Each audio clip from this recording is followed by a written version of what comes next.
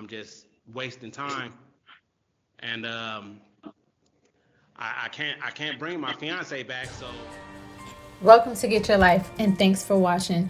Real quick, this video is a parole hearing out of Nevada, and he had stabbed his fiance in the neck twice.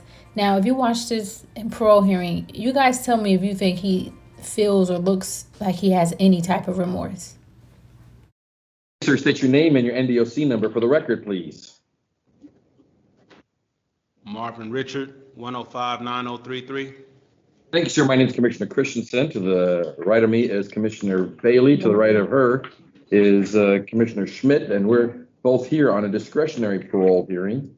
In case number 252744, pursuant to your conviction of murder in the second degree with use of a deadly weapon, in which you received, it looks like you aggregated this sentence. For the murder, you got 120 to 300 months.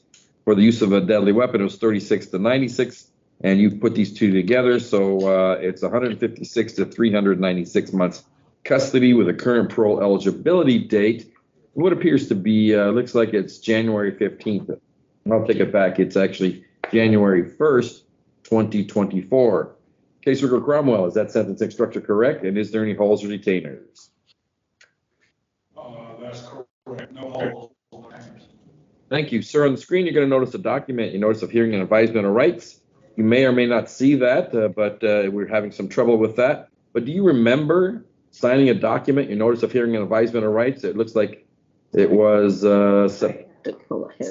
hold on. Do you remember signing a document? Yes. All right, with your acknowledgement of that, we can move forward with this hearing as we can, as you have been formally notified of your rights. Furthermore, it is the objective of this board to provide for the safety of the victim's family, and the general public. And all will be considered before any parole or post-judgment release decision is made, and a release is granted. The same will be considered in ordering release conditions. You understand that? Yes. All right, with all that said, would you like to make an opening statement for this panel's consideration? No, thank you. All right, so obviously something terrible happened here. The reality is that a woman was stabbed to death, and you stabbed her to death. Could you tell us why? What happened here? Yeah, I was in a violent relationship with my fiance, and we had an argument, and it escalated, and I was under the influence of a few substances, and I used bad judgment, and it caused my fiance her life. I'm regretful about it, and it cost our children both of their parents. And I just want to get this behind me and get back to my family, and All right. just do what I got to do. All right. Okay. In order for us to consider you for parole, a parole risk assessment has to be completed. One was, in fact, completed. I'm going to review that document with you, and if there's any discrepancy, please let me know and we can work out those details, okay? All right.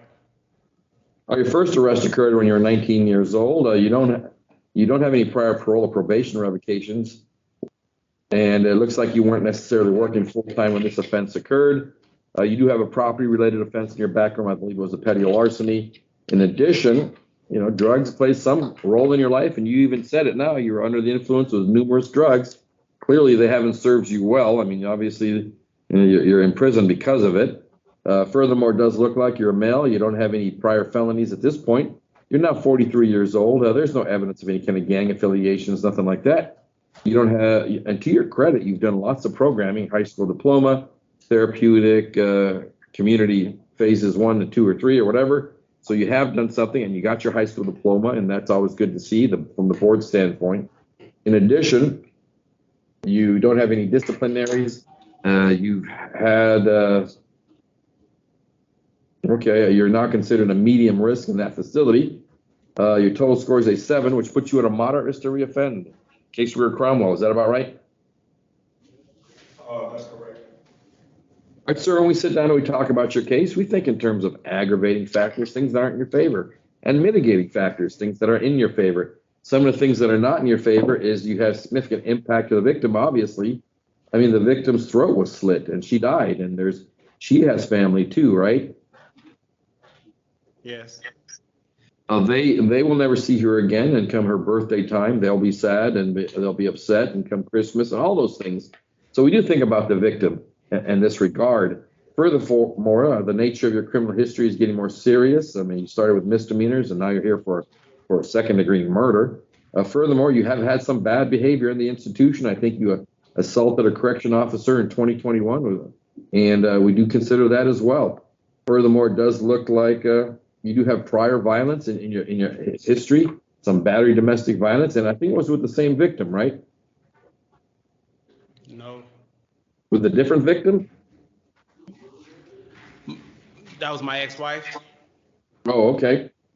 All right, so these are all the negative things that we think about. All right. So but you have some positive things too. And some of those positive is that, you have participated in program. I did mention the high school. You now have been infraction free for over 2 years, so that's a good thing. And we do have support in the community. In fact, you got family support in family, and you have maybe hope for prisoners if you get out. In fact, you do have a supporter here. Miss Black is your daughter. Is that correct? Yes. And if she'd like, she can come up and say a few things on your behalf, as well as tell us how she can support you if you got out on parole. Come up here, like, ma'am. Wow. Hello. Hi. State your name and your relationship to the inmate, please. I'm Ariana Black. I am the firstborn daughter of Marvin Richard. Yes, go ahead. Growing up without my dad was really hard. And I got put into the stereotype of, oh, your dad left, when no one really understood the real story.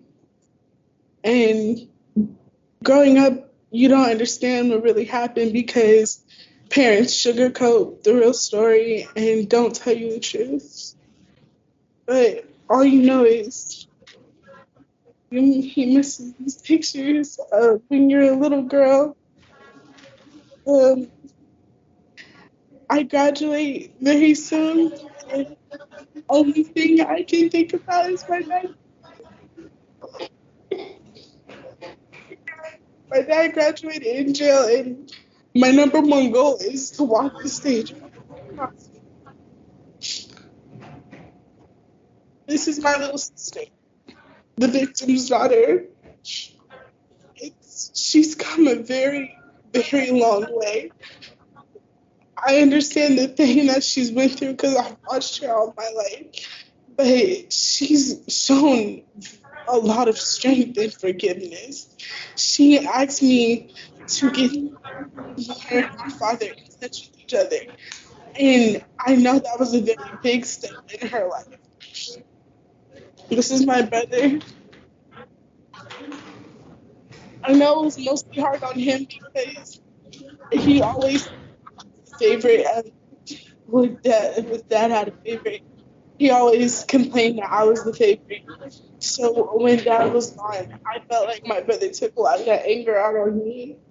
But now that we're older, talk about how the moments we remember with dad, because I was only 3 years old when he was gone. But when I was 16, I told him something that I couldn't remember if it was a dream or not. And he told me that was the last time I saw him. Please, if there's anything, I really want my dad to be able to graduate. I want him and my little sister to have a relationship.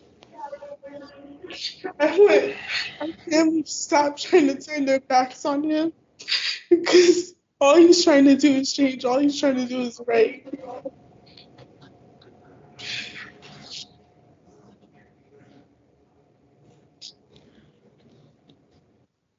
Thank you. Appreciate what you Thank said. you, sweetheart. I appreciate you. All right. Thank you, Mama. I love you.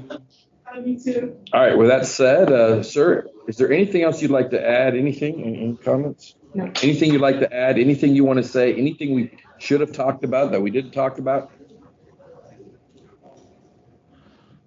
I just came here to listen today. But I'm affected by what my daughter said. Being here, I'm just stagnant. I have a lot of family issues that need to be addressed. There's been a lot of healing going on between the two families, and I'm a missing link right now to go and make things right, the things that can be changed. And I know my responsibilities. I'm regretful, and I miss my fiance every single day. But that was 15 years ago. I'm not the same person that I was back then. I'm not the same person I was 10 years ago.